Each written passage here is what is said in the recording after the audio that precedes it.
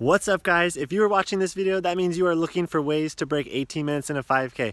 I'm going to show you the exact strategies, paces, workouts, you name it. We're going to talk about all things to learn how to break 18 minutes in a 5K. So here's my sub 18 story. So I broke 18 for the first time at the Watermelon Series 5K. I think it was the third or fourth race. I think it was race number 4 that year. Right before my junior year started. So up to that point, I've been hovering between 18 to 19 minutes. I've gotten down to like low 18s a couple times, but that sub 18 was just dodging me. It was driving me crazy. And I put in a great summer full of workouts with tons of miles. Went to running camp that year, super pumped. And it actually took a little bit of help from my best friend and running buddy, JJ, who paced me for that race. That was kind of the big barrier that got me through into the 17. So it's kind of like when I broke 20 for the first time. I'd been hovering right there, and then once I broke through it, that wall was gone, and then running in the 17s was an easy deal. So like I said before, let's talk about the workouts, let's talk about the pacing strategies, let's talk about how to prepare for it, and let's get you guys closer to sub 18. All right, guys, here we go. This is how to run a 17:59 or how to break 18 minutes in a 5K. So to run a 17:59, that's about 5:47 per mile.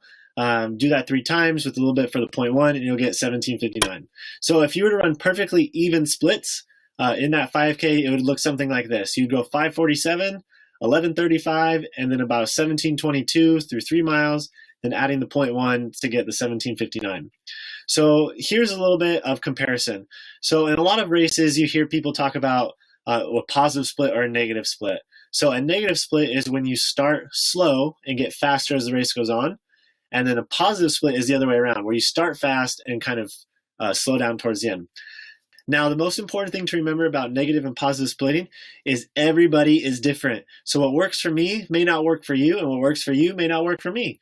Experiment. Figure out what race strategy works for you. I have broken 18 running a negative split, and I've broken 18 running a positive split. So keep that in mind.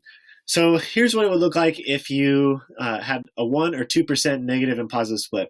So remember, our perfectly even splits are 5:47, 11:35, and then 17:22. So if you were to negative split 1%, meaning you ran slower in the second half of the race than you did the first half of the race, your splits would look like a 5:51, a 5:47, and a 5:44, give or take a little bit. And if you negative split 2%, it'd be 5:54, 5:48, and 5:40. So depending on what type of runner you are, if you like to go out a little bit more conservative and you feel strong and you can finish strong, then this is what a 1 to 2% negative split would look like. Now, on the other hand, if you're kind of the runner where you like to go out hard and go out fast, and just hammer it in the first couple miles and then hang on as long as you can, this is what it would look like. For a 1% positive split, it'd be about 5:44 to 5:47 or 5:51, kind of the opposite of the negative split 1%. And same thing, if you had a 2% positive split, you would start at 5:40, then run 5:47, and then 5:51. Now, like I said, it's important to remember that depending what kind of runner you are, one of these may fit you a little bit more than another. And like I said, experiment, figure out what works. If you're, if you love to go out hard, then try doing a positive split, or vice versa. Try doing a negative split first just to see how you feel. You never know. So that's negative split and positive split.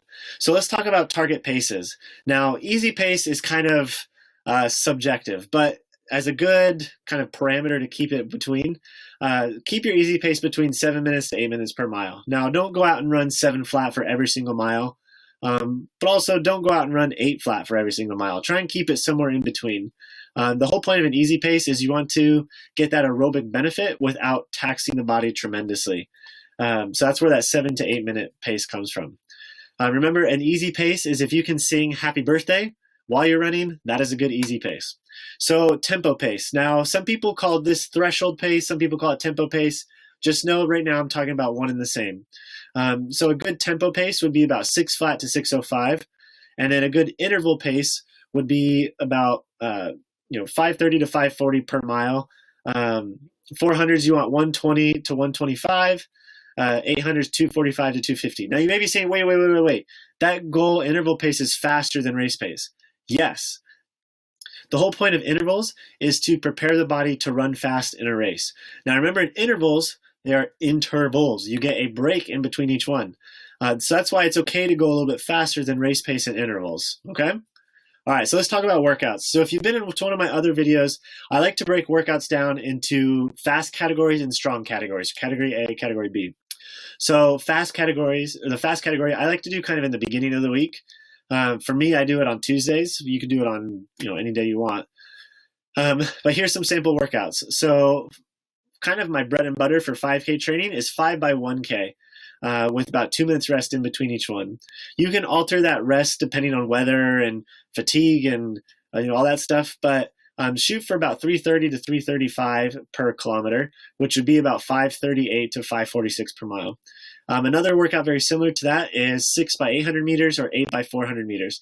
So I love doing 400 meters. I love knowing that I'm just hammering it in the 400s and getting that short rest because I feel fast.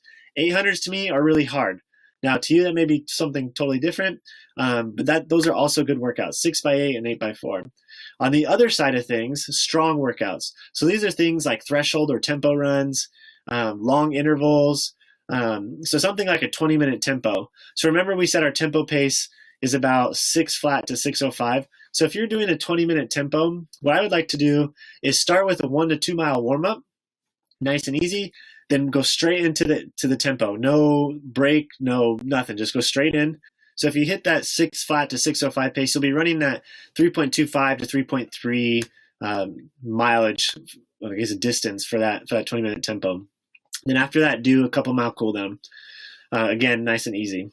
Or another kind of alternate version of that workout is doing a 2 by 2 mile tempo with 3 minutes jog in between. So again, warm up for a couple miles, go straight into a 2 mile tempo, hanging around that 6 flat to 605. Take a 3 minutes jog in between, not rest. The whole point of us being strong is you want to keep moving. 3 minutes jog in between and then go into the next tempo, and then a couple mile cool down at the end.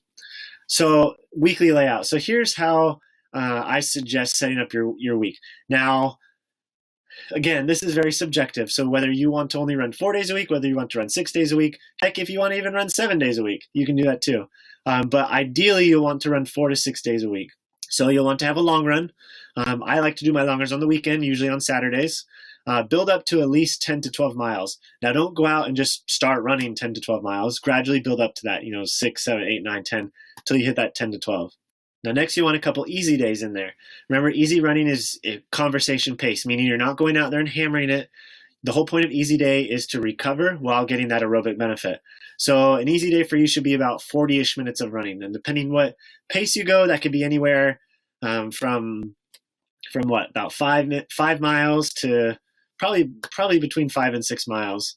And then the other couple of days are the workouts I was talking about. One from category A, which is all like intervals and fast workouts. One from category B, which was all strength workouts like tempo and threshold runs. And then you can do this as many days a week as you like. I suggest doing it 3 days a week, but doing what are called striders. So striders are not sprints. They're not wind sprints or whatever you want to call them. Striders are focusing on form, focusing on running technique, and focusing on feeling fast. So if you want a percentage, maybe about 90% of your max speed, I guess. The whole point is to focus on those things so you can continue to improve and focus on feeling good while you run fast, if that makes sense. So what I like to do is find a flat area, usually 50 to 75 meters. If I have grass, I'll do it on grass. And I'll do 5 to 6 of these striders at the end of these runs. Like I said, this should not be taxing. This should almost feel rejuvenating, if you will. But that's what a strider is. So that is my suggestion on how to break 18 minutes in a 5K. Like I said, you got to put in the work. You got to put in the time. If you are new to running, maybe sub 18 isn't your first goal. Maybe your first goal is just to finish a 5K. Maybe your first goal is to break 20. I have another video up above where you can look at how I broke down how to break 20 minutes in a 5K. Timetable wise, I would say if depending how experienced you are with running, if you're pretty new to running, it's going to take longer to get to sub 18. If you've been running for a while, maybe 18 is more realistic. If you've been hovering between 18 and 19 minutes for a 5K, you could probably watch this video and take away some good nuggets of information and get yourself closer to that sub 18. If you haven't quite broken 20 yet, maybe this video isn't quite what you need yet. Like I said, check out my video on how to break 20 minutes in a 5K, because that will be a little bit more up your alley. So I hope this helps. If you guys have any questions, be sure to hit me up. Here's my information. Send me a message. I'm available anytime.